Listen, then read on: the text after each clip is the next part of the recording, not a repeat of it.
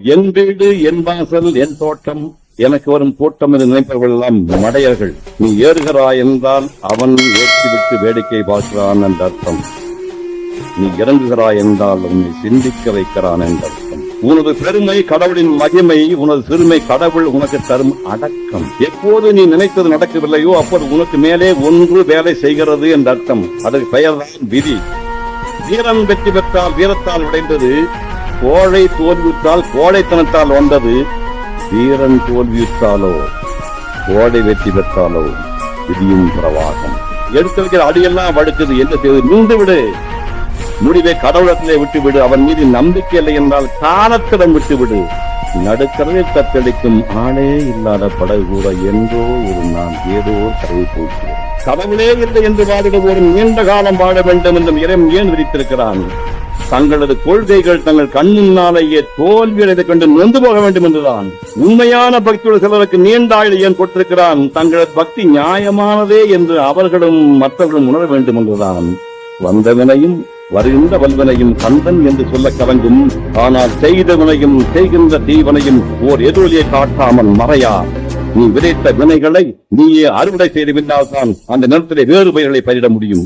ஆசைகள் அற்ற இடத்தில் குற்றங்கள் அற்று போகின்றன.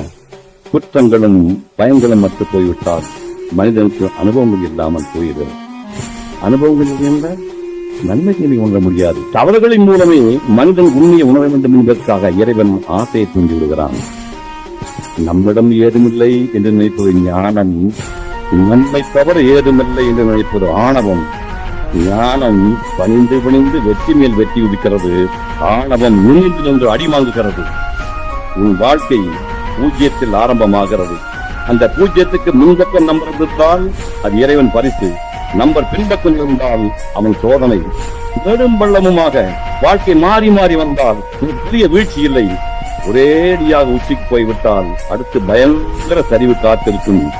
வீழ்ச்சியில் கலக்கமோ எழுச்சியில் மயக்கமோ கொள்ளாதே. ஆசைகள் மூன்றுவிதம்: மண்ணாசை, பெண்ணாசை, பொன்னாசை. மண்ணாசை வளர்ந்து விட்டால் கொலை விழுகிறது. பெண்ணாசை வளர்ந்து விட்டால் பாவம் நிகழ்கிறது. பொன்னாசை வளர்ந்து விட்டால் களவு நடக்கிறது. இந்த மூன்றில் ஓராசை கூட இல்லாதவர் மிக குறைவு. எனவே இதை கடந்து பற்றத்து வாழ்வதே உயர்ந்த வாழ். பற்றத்து வாழ்வென்றால் அனைத்தும் தொடர்ந்துவிட்டு ஓடி போய் சன்னியாசி ஆவதல்ல.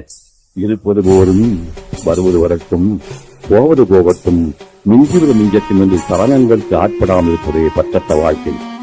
அழகில்லாத உருவங்களை ஒதுக்காதீர்கள். அதற்குள்ளே ஆன்மா தவித்துக் கொண்டிருக்கிறது. அழகான உருவங்களுக்கு ஏங்காதீர்கள். அங்கே ஆணவம் கரை தூக்கி நிற்கிறது. பணக்காரன் வீட்டு படிக்கட்டில் ஏறாதீர்கள். அங்கே அவமானம் உங்களுக்கு காத்துக் கொண்டிருக்கிறது. மேதைகளை உச்சி உள்ள போலாதீர்கள். அந்த மேதைத்தனம் அத்தோடு மூழ்கி விடுகிறது. செல்வம் சேர்க்க தொழில் நடத்துபவன் கடனாளியாவது நடக்கக்கூடியது. சுகத்துக்காக திருமணம் செய்து கொள்பவன் தொல்லைப்படுவதும் கண்கூடானது. வசதிக்காக கார் வாங்குபவன் விபத்துக்குள்ளாகவும் தவிர்க்க முடியாது. சுகம் தரையாக இருந்தால் துக்கம் வாழாக இருக்கிறது. தரையை பிடித்து வாடும் கூடவே வருகிறது.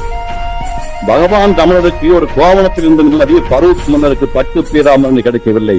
காஞ்சி பெரியவருக்கு கால்நடைய கிடைத்த நிம்மதி கடன்கார சினிமாக்காரனுக்கு கார் சவால் கிடைக்கவில்லை. காலுக்கு செருப்பு இல்லாதவர்கள் காலையே இல்லாதவர்களை பார்த்து ஆதரடையுங்கள். தலைக்கு எண்ணெய் இல்லையே என்று வருத்தப்படுகிறவர்கள் தலைக்கு முடியே இல்லாதவர்களை பார்த்து ஆதரடையுங்கள். யானை மீது ஏறி கீழே விழுப்பனை பார்த்து யானையை வேண்டாம் என்று முடிவு செய்யுங்கள். அடக்கமுடன் வாழும் குடும்ப தலைவன் அடக்கமின்றி வாடும் குறவியமனை மேலானவன். பொறுமையிலும் உயர்ந்த தவம் இல்லை, திருப்தியிலும் உயர்ந்த இன்பம் இல்லை, பேராசை மிஞ்சிய தீமை இல்லை, கருணையை மிஞ்சிய அறமில்லை, மன்னித்தலை விட பெரிய ஆயுதம் உலகில் எதுவுமே இல்லை.